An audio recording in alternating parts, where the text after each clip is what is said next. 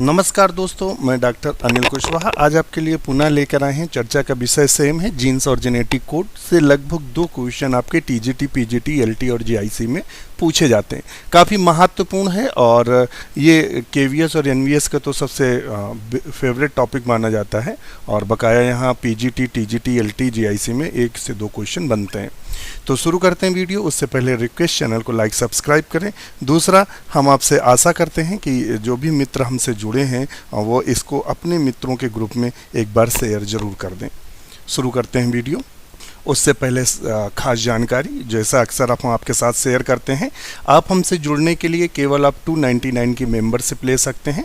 इस 299 की मेंबरशिप के बाद आपको सब कुछ फ्री में उपलब्ध होगा। आपकी जो TGT, PGT, LT, GIC, KVS, NVS, DSSB जो है उसकी तैयारी का हम सुनहरा अवसर दे रहे हैं आपको, वो भी फ्री ऑफ कास्ट। ये सिर्फ मेंबरशिप चार्ज है और वो कारण इसलिए मेंबरशिप चार्ज लगाया गया है चूँकि जब आप कुछ थोड़ा पैसा भी पे करते हैं तो मन से पढ़ते हैं, इसलिए मेंबरशिप चार्ज लगाया गया है। तो आप टेलीग्राम चैनल पे हमारे डिस्कशन ग्रुप से आपको जोड़ दिया जाएगा, जहां आपके टीजीटी, पीजीटी, एलटी, जीआईसी के सिलेबस के अनुसार डिस्कशन होता है और इसका समय है रात्रि 9:30 से लेकर रात्रि 11:30 बजे तक। लगभग इसका टॉपिक वाइज डिस्कशन होता है। उसके अलावा इसी चैनल पर डिस्कशन ग्रुप पे फुल डे जो क्वेश्चन आपको कन्फ्यूजिंग कर रहे हैं, जो क्वेश्चन आपको समझ में नहीं आ रहे हैं, आप स्क्रीनशॉट लेके जैसे भेजते हैं तो यहाँ कोई ना कोई सोल्यूशन मित्रों के द्वारा आपको सुझाया जाएगा। दूसरा है नोट्स ग्रुप। नोट्स ग्रुप में आपको हिंदी, इंग्लिश दोनों भाषाओं में hand written notes, printed notes completely available हैं। लगभग 950 फाइल अवेलेबल हैं और जो कोचिंग संस्थानों के द्वारा जो बुक सजेस्ट की जाती हैं वो बुक भी यहाँ पीडीएफ फॉर्म में अवेलेबल है। यानी पूरा का पूरा सोल्यूशन आपको यहाँ उपलब्ध है। तो आपको ना किताबों की चिंता करनी है, ना नोट्स की चिंता करनी है, बस आपको पढ़ना है। तीसरा है प्रैक्टिस ग्रुप। यहाँ आपको डेली प्रीवियस ईयर के क्वेश्चंस और संभावित क्वेश्चंस की प्रैक्टिस कराई जाती है, जिससे आपका स्कोर एग्ज़ाम में ज़्यादा से ज़्यादा हो सके और आपका सिलेक्शन हो सके। तो ये तीनों ग्रुप हैं और यदि आप सोच रहे हैं कि हम इन ग्रुपों से जुड़ें तो तुरंत जुड़ें। यदि आप सोच रहे हैं कल के लिए तो आज जुड़ें, अगर आज के लिए सोच रहे हैं तो अगर मोबाइल लिए हैं तो तुरंत पेमेंट करें और तुरंत जुड़ें। चूँकि एग्ज़ाम अगस्त, जुलाई और अगस्त में सारे एग्ज़ाम की डेट होनी है और इसी बीच में जैसा कि शासन की मंशा लग रही है 1-2 महीने में एग्ज़ाम हो जाएंगे, तो आपके पास ज़्यादा समय नहीं बचा है कि आप अंगड़ाई ले सकें। या आप ये सोच रहे हैं आज नहीं तो कल, कल नहीं तो परसों अगर सोच रहे हैं तो आप गलत सोच रहे हैं। इसलिए तुरंत के तुरंत जुड़ें, बिना सोचे समझे जुड़ें। चूँकि देखिए यहाँ हम आपको जो उपलब्ध करा रहे हैं वो सब फ्री ऑफ कास्ट है, इसका कोई भी चार्ज आपको नहीं देना है। और ऐसा मंच उपलब्ध करा रहे हैं जहाँ आप 5 से 10 हज़ार रुपये भी देते हैं, वहाँ भी आपको इतना मैटर, इतनी फैसिलिटी उपलब्ध नहीं होती हैं। यहाँ तो सब कुछ आपको फ्री मिल रहा है। आपको जो पेमेंट करना 299 के मेंबरशिप के लिए इस गूगल पे कर सकते हैं। गूगल पे अगर नहीं यूज़ करते तो फ़ोन पे कर सकते हैं। फ़ोन पे भी यूज़ नहीं करते तो पेटीएम पे कर सकते हैं। यदि आप इन किसी को भी यूज़ नहीं करते तो आप, ये हमारा एसबीआई का, स्टेट बैंक ऑफ इंडिया का खाता है, इस पर अपनी एसबीआई की नज़दीकी शाखा में जाकर 299 रुपये सबमिट करके उसकी जो पर्ची मिलती है उसकी स्क्रीनशॉट भेज सकते हैं। और या फिर आप ऑनलाइन बैंकिंग के थ्रू इस अकाउंट में ट्रांसफ़र करके स्क्रीनशॉट भेज सकते हैं। इन किसी भी माध्यम से पेमेंट करने के बाद जो स्क्रीनशॉट लेंगे, स्क्रीनशॉट ये हमारा व्हाट्सअप और टेलीग्राम नंबर है। तो इस टेलीग्राम नंबर पर टेलीग्राम से स्क्रीनशॉट जैसे भेजेंगे उन तीनों ग्रुप से ऐड कर दिया जाएगा और आपकी हर संभव मदद की जाएगी। यदि टेलीग्राम पे नहीं सेंड हो रहा है तो आप इसी नंबर पर व्हाट्सएप पर सेंड कर सकते हैं। शुरू करते हैं वीडियो। स्क्रीन पर आपके क्वेश्चंस है, क्वेश्चन देखते हैं क्या कह रहा है। The distance between the 2 base pair of A DNA strand. DNA के एक रज्जु के 2 बेस पेयर के बीच की दूरी होती है। Distance between 2 base pair of A DNA strand. DNA के एक रज्जु के 2 बेस पेयर के बीच की दूरी कितनी होती है। तो हम आपको इसकी जानकारी दे दें और थोड़ा सा नज़र बना लीजिएगा। ये हमने एक डीएनए बना लिया, डबल हेलिक्स मॉडल है जिसको वाटसन और क्रिक ने दिया था। यहाँ कुछ डबल बॉन्ड होते हैं, कुछ ट्रिपल बॉन्ड होते हैं, ठीक है। ये आप देख लीजिएगा हाइड्रोजन बॉन्ड है, इसकी जानकारी हम आपको दे चुके हैं। जो एडनिन, जहाँ जो एडनिन होता है एडनिन जब थायमिन से जुड़ा रहता है वो डबल बॉन्ड से जुड़ता है, साइटोसिन जब ग्वानिन से जुड़ता है तो ट्रिपल बॉन्ड, इसलिए कहीं ट्रिपल बॉन्ड दिखेंगे कहीं डबल बॉन्ड दिखेंगे। अब यहाँ बात कर लेते हैं, तो ये एक बेस पेयर मान लेते हैं ये है और एक बेस पेयर ये, यहाँ से यहाँ की जो बीच की दूरी होती है 3.4 एंगस्ट्रॉन्ग होती है। कितनी होती है? 3.4 एंगस्ट्रॉन्ग होती है। माउस से लिख नहीं पा रहे हैं। और यहाँ जो डीएनए का डायमीटर होता है, यानी दोनों धागों के जो डिस्टेंस की बात करें तो वो डायमीटर की व्यास की बात करें तो वो 20 एंगस्ट्रॉन्ग होता है। ये एक घुमाव है। मान लेते हैं ये माना जाता है कि डीएनए किसी काल्पनिक अक्ष के चारों ओर लिपटा रहता है, तो ये एक जो घुमाव होता है उसका जो दूरी होती है 34 एंगस्ट्रॉन्ग होती है, और इस 34 एंगस्ट्रॉन्ग में 10 बेस पेयर पाए जाते हैं। कितने? 10 पेयर। ये पूरा डाटा था, यहीं से इतने सही क्वेश्चन बन जाते हैं। तो यहाँ हमारा ऑप्शन क्या सही होगा? उसने पूछा एक रज्जु के 2 बेस पेयर के बीच की दूरी, यानी यहाँ से यहाँ तक के बीच की दूरी कितनी होगी? 3.4 एंगस्ट्रॉन्ग। तो हमने ए सही किया। अगर वो पूछ देता कि एक डीएनए का डायमीटर कितना होता है तो वो 20 एंगस्ट्रॉन्ग, तब हम सही क्या करते? ये सही करते। अगर पूछ देता एक घुमाव में कितने बेस पेयर पाए जाते हैं तो ऑप्शन 10 ये सही कर देते। यदि वो दूसरा ऑप्शन हमसे पूछ देता कि एक घुमाव की दूरी कितनी होती है तो हम ऑप्शन ये सही कर देते। तो यहाँ हमने चारों चीज़ें बता दी और इन चारों से क्वेश्चन प्रीवियस ईयर में बने हैं और ये पीजीटी बायोलॉजी 2009 में same to same question exam में आया है। चलिए नेक्स्ट क्वेश्चन देख लेते हैं। Genetic code was deciphered by, आनुवांशिक कूट का विकूटन किया था। विकूटन का मतलब ये होता है कि जो जेनेटिक कोड थे उन्होंने बताया कौन सा कोड कौन सी अमीनो एसिड को बताता है या कौन सा कोड काम कहाँ करता है। इसका जो देखिए कूट, पहले तो समझ लेते हैं कूट क्या होता है। जो कोड लैंग्वेज होती है तो आप लोग कोड में बात करते हैं, कोड में बात करते हैं। जितने भी पढ़ते होंगे तो जितने भी हमारे मित्र होंगे जब आप इंटर और बीएससी कर रहे होंगे, एमएससी में तो बहुत समझ आ जाती है। इंटर और हाई स्कूल, इंटर और बीएससी में ऐसा होता है कि टीचर के नाम कोड में रखे जाते हैं। किसी टीचर का आपने नाम कुछ भी रख देता है, कोई सूखी रख देता है, कोई सूखा रख देता है, कोई भूत रख देता है, कोई चुड़ैल रख देता है मैडम का नाम, तो ये खूब चलता है।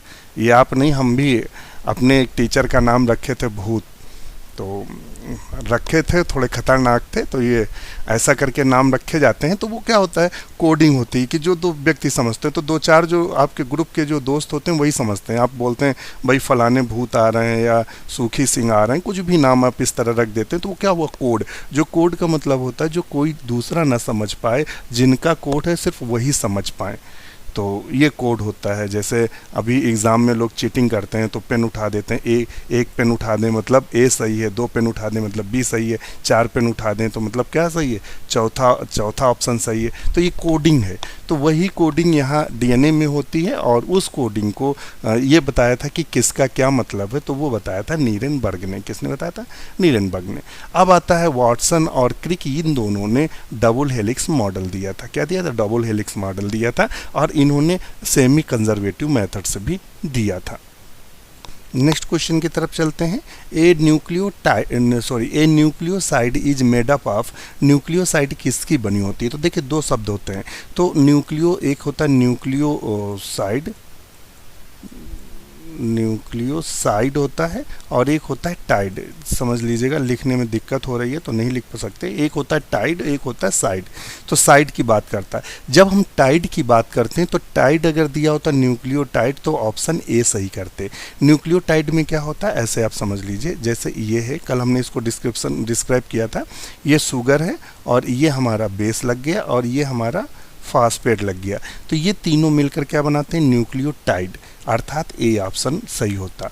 अब यहाँ उसने साइड पूछा है, न्यूक्लियोसाइड की बात कर रहा है, तो यदि हम इस फास्फेट को हटा दें, शुगर और बेस की बात करें तो हमारा बन जाएगा न्यूक्लियोसाइड। ये राजस्थान पीसीएस पीजीटी बायोलॉजी 2015 में पूछा गया है। तो न्यूक्लियोसाइड में क्या होगा? पेंटोज शुगर और नाइट्रोजनस बेस। तो ऑप्शन हम बी को सही कर देंगे। नेक्स्ट क्वेश्चन देख लेते हैं। नया क्वेश्चन क्या कह रहा है, ये क्वेश्चन रिपीट हो गया है, यहाँ देखते हैं। Out of 64 possible codons, codons की जगह नहीं होगा, कोडॉन्स होगा। क्या होगा? Codons. Out of 64 codons, how many code for amino acid?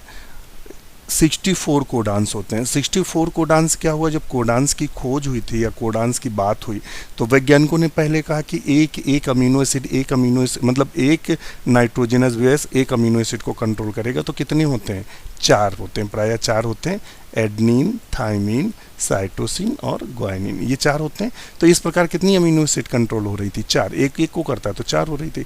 फिर उन्होंने कहा 2 को करेंगे, तो भाई 4 के पावर 2 कर दो, तो 4 चौक कितना हुआ, 4 × 4 करोगे तो कितना हो गया, 4 स्क्वायर क्या हो गया, 16। तो इस प्रकार से 16 अमीनो एसिड कंट्रोल हो रही थी। अमीनो एसिड जो होती हैं वो 20 अमीनो एसिड भाग लेती हैं प्रोटीन बनने में, तो ये भी गलत हो गया। फिर उन्होंने कहा नहीं, 3 के अगर जोड़े बना दें तो 3 का जोड़ा बनाएंगे तो क्या करेंगे, 4 × 4 × 4, ये 4 के 4 8, 4 चौक 16, 16 चौको 64। तो इस प्रकार कितने हो गए, 64। तो कोड हमारे अब कितने हैं, 64, यही मान लिया गया कि 64 कोड है, 64। तो उन्होंने कहा 64 कोड आराम से 20 को कंट्रोल कर सकते हैं। तो इनमें से 3 कोडान्स जो होते हैं, 3 कोडान जो होते हैं वो टर्मिनेशन कोडान कहलाते हैं। कितने, 3 कोडान टर्मिनेशन कहलाते हैं। तो भाई 64 हैं, 64 हैं, और 64 में 3 टर्मिनेशन कर दो तो कितने बचे, 61, कितने बचे, 61। तो 61 जो कोडान्स होते हैं वो अमीनो एसिड को कोड करते हैं, और 3 क्या है, ये टर्मिनेशन का काम करते हैं या मतलब प्रोटीन संश्लेषण को समापन का कार्य करते हैं। तो इस अनुसार हमारा बी आंसर बिल्कुल सही होगा। नेक्स्ट क्वेश्चन पूछते हैं, the triplet UAG, UAA, UGA are called. तो देखिए हमने आपको बताया था फार्मूला, याद रख लीजिएगा, उल्लू, आया और आया। अभी हमारा जो इलेक्ट्रॉनिक पेन्स है, इलेक्ट्रॉनिक पैड है, वो ऑर्डर हो गया है, वहाँ से डिस्पैच कर दिया गया है, और आपको बेहतर भी क्लास मिलेगी, क्योंकि जब इलेक्ट्रॉनिक पेन से लिखा जाएगा तो माउस की प्रॉब्लम ख़त्म हो जाएगी, प्रॉपर आपको दिखेगा। तो UAA और उल्लू आया, उल्लू आया और गया, ध्यान रखिए, और उल्लू गया आया, बस ये 3 याद कर लो, ये टर्मिनेशन कोडान है। तो UAA दे रहा है और UAG दे रहा है और UGA दे रहा है, तो यहाँ से मतलब ये टर्मिनेशन कोडान की बात कर रहा है। तो इसमें कौन सा ऑप्शन सही होगा, तो एक तो ऑप्शन सी सही होगा, और दूसरा इन्हीं तीनों को नॉनसेंस कोडान भी बोलते हैं। तो इसमें ऑप्शन ए भी सही है और ऑप्शन सी भी सही है, ध्यान रखिएगा। ये DSSB PGT बायोलॉजी 2015 में पूछा गया है। तो इसका आंसर ए भी हम सही कर सकते हैं और इसका आंसर सी भी सही कर सकते हैं। और चूंकि इसमें उसने ए तो दिया है, मगर अगर यहाँ सी दे देता तो फिर हम डी सही कर लेते, मगर ये गलत है। तो इसका आंसर ए सही होगा और सी भी सही होगा। इनिशिएटिंग कोडान कौन सा होता है, ये भी ध्यान रखिएगा, पूछते हैं। AUG को इनिशिएटिंग कोडान भी कहते हैं। तो ऑप्शन इसका हम ए और डी दोनों लगा लेंगे। चलिए नेक्स्ट देख लेते हैं। फर्स्ट आर्टिफिशियल जीन्स वार सिंथेसाइज बाय, पहला कृत्रिम जीन किसने संश्लेषित किया था, तो खुराना ने किया था। किसने किया था, खुराना ने पहला कृत्रिम जीन संश्लेषण किया था। नीरेनबर्ग की अभी बात बता दिया है आपको कि इन्होंने जेनेटिक कोड को डिकोड किया था। और मार्गन के बारे में अगर आपको बताएं तो आप दांतों तले उंगली दबा लेंगे, मार्गन ने बहुत काम किया। मार्गन ने ऐसी ऐसी चीज़ें दी हैं जिनको आपने या तो सुना नहीं होगा या अनसुना किया होगा। तो मार्गन के बारे में सुन लीजिएगा, यहाँ से क्वेश्चन बनते हैं मार्गन से, क्योंकि अभी तो हमने जेनेटिक्स आपको बताया ही नहीं है, ये सिर्फ जीन्स और जेनेटिक कोड का मैटर चल रहा है। अभी जेनेटिक्स बाकी है, अभी आपका क्रोमोसोम बाकी है और मॉलिक्यूलर बायोलॉजी बाकी है, अभी तो बहुत कुछ है इसमें। तो यहाँ मार्गन के बारे में सुन लीजिए, मार्गन ने क्या किया, इनकी बात करते हैं मार्गन साहब की। तो मार्गन को फादर ऑफ एक्सपेरिमेंटल बायोलॉजी कहा जाता है। तो क्वेश्चन बनता है एक्सपेरिमेंटल जेनेटिक्स का पिता किसे कहते हैं, तो मार्गन को कहते हैं, ध्यान रखिएगा। इनको फ्लाई मैन ऑफ जेनेटिक्स भी कहते हैं। क्या बोलते हैं, fly man of genetics, fly man of genetics के भी नाम से जानते हैं, फ्लाई मैन्स ऑफ जेनेटिक्स के भी नाम से जानते हैं। इन्होंने द थ्योरी ऑफ जीन भी दी। अब आपसे पूछ सकते हैं थ्योरी ऑफ जीन किसने दी, तो मार्गन ने दिया। क्रोमोसोमल थ्योरी ऑफ लिंकेज भी इन्होंने दिया है। और जो चीज़मा टाइप हाइपोथेसिस है इन्हीं ने दिया है। जो सेंटी मार्गन यूनिट है वो इन्हीं ने दिया है। क्रिस क्रॉस इनहेरिटेंस मार्गन ने दिया है। Gene theory of inheritance Morgan ने दिया। तो सुन लीजिएगा मार्गन की लिस्ट कितनी लंबी, यहाँ से क्वेश्चन फंसता है। तो समझ लीजिएगा। तो ऑप्शन यहाँ, चूंकि हमारा जो मकसद था वो आपको बताना था, मेंडल तो आप जानते हैं फादर्स ऑफ जेनेटिक्स के नाम से जाने जाते हैं।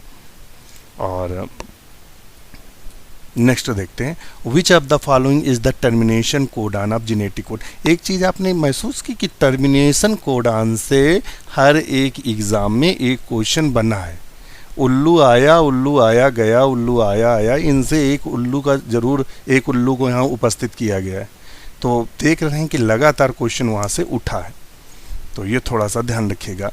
तो यहाँ टर्मिनेशन कोडान की बात कर रहा है जेनेटिक कोड में, तो ऐसे तो याद हमें रहता नहीं है, तो हम तो उल्लू आया बार बार वो लिखना पड़ता है, UAA उल्लू आया गया और उल्लू गया आया। अब यहाँ देख लो कौन सा है, उल्लू गया आया, उल्लू गया आया, ये तो मतलब ही नहीं है। UCG ये मतलब ही नहीं है, ये भी नहीं है। ऑप्शन हमारा कौन सा सही होगा, ए।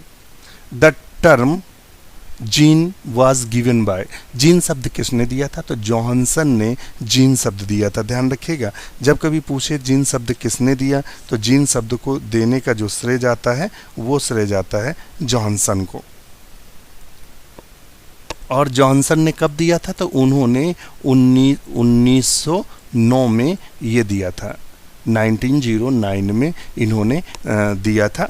ध्यान रखिएगा। और इसी के सापेक्ष में मॉर्गन ने भी कुछ वर्क किया था, suggest gene to be the shortest segment of the chromosome which can be separated through the crossing over. ये किसने कहा था, मॉर्गन ने कहा था। मॉर्गन की अभी सारी जानकारी दे दी थी। और वैटसन के बारे में हम आपको जानकारी दे चुके हैं पहले ही।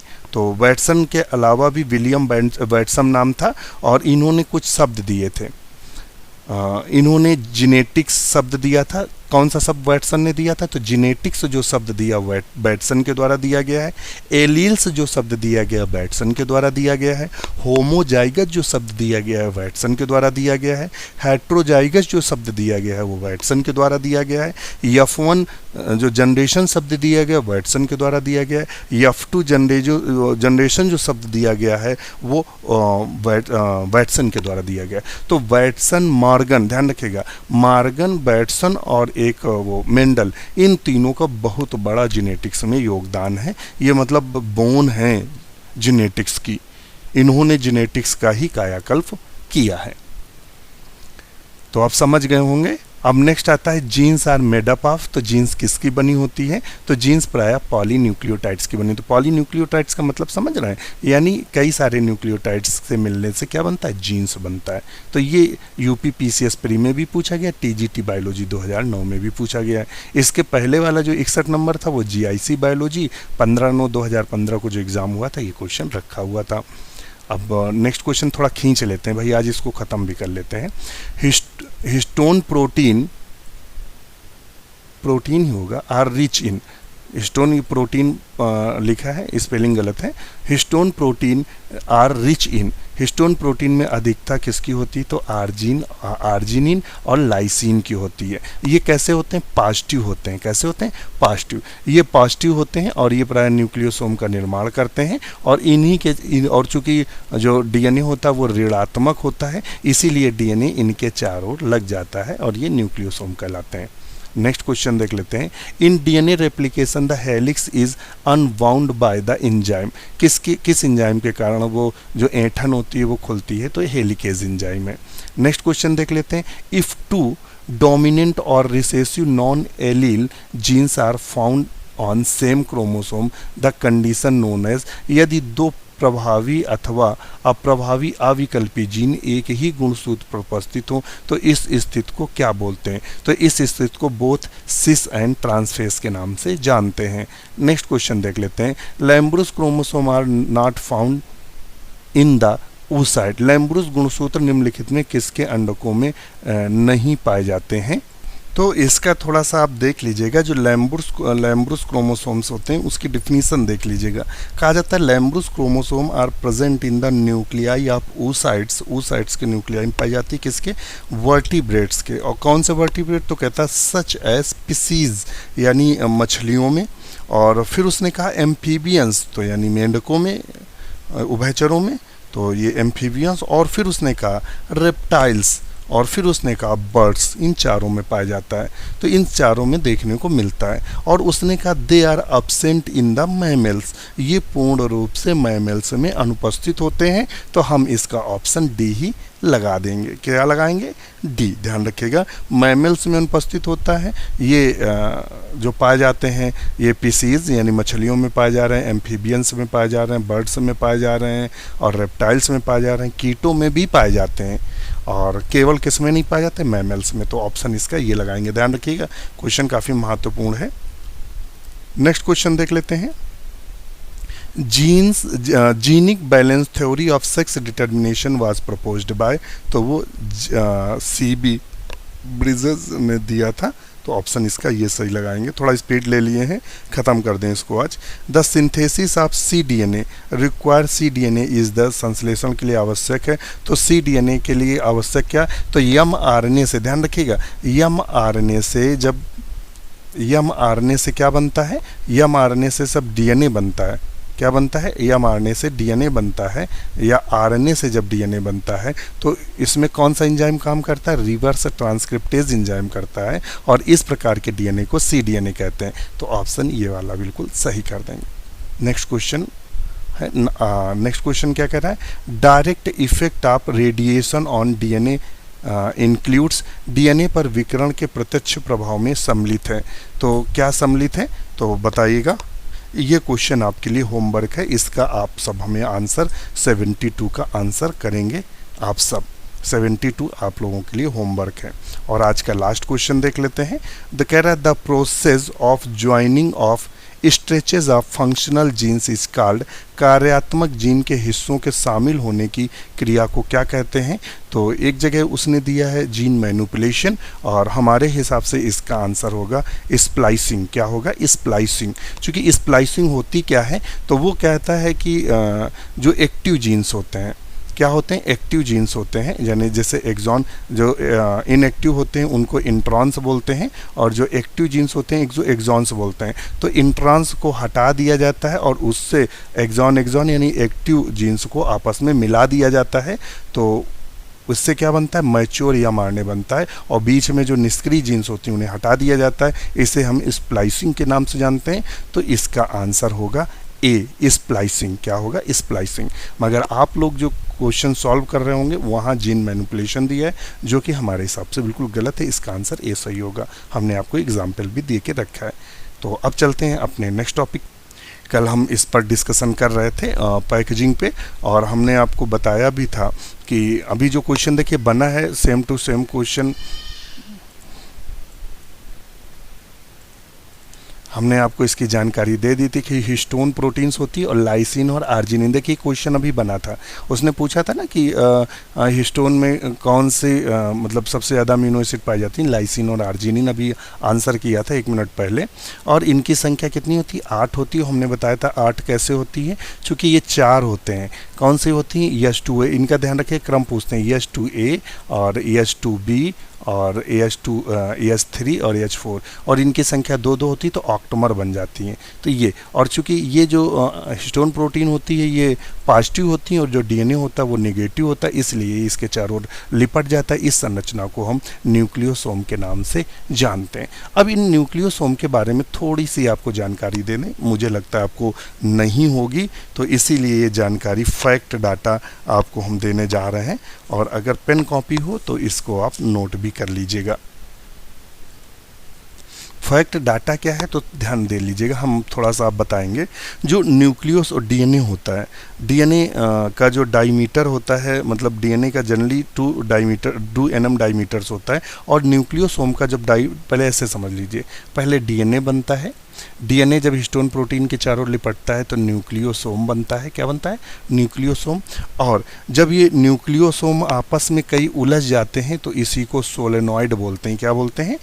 सोलेनॉइड बोलते हैं। जब कई सोलेनॉइड आपस में लिपट जाते हैं तो क्रोमैटिन फाइबर बनता है।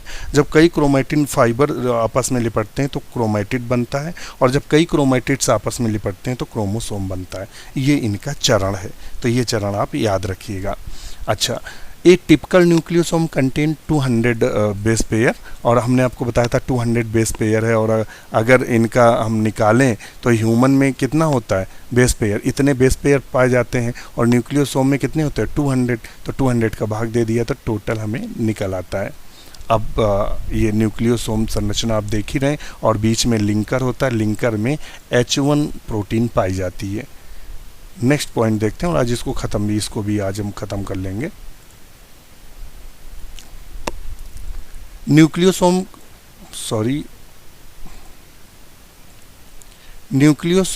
constitute the repeating unit to form chromatin। ध्यान रखिएगा, chromatin is the thread like stained bodies। Nucleosome in chromatin beads on string। ये आपको इस तरह दिखाई देता है, जैसे मोतियों की माला होती है, ये एक न्यूक्लियोसोम, दूसरा, तीसरा, तो ऐसे दिखाई देता है। नेक्स्ट देख लेते हैं।